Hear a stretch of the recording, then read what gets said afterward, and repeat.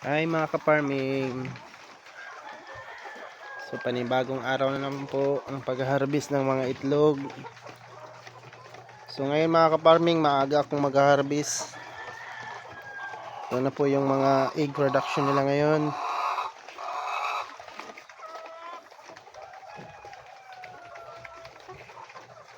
Pinakain ko na po sila mga ka-farming.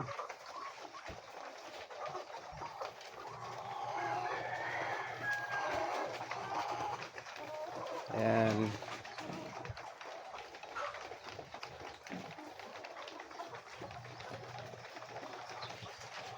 So ito yung sa kabila mga ka-farming.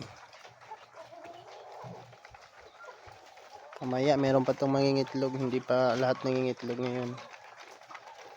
Na-harvestin ko na lang kasi may lakad kami mga ka-farming. Mamaya na naman po yung iba.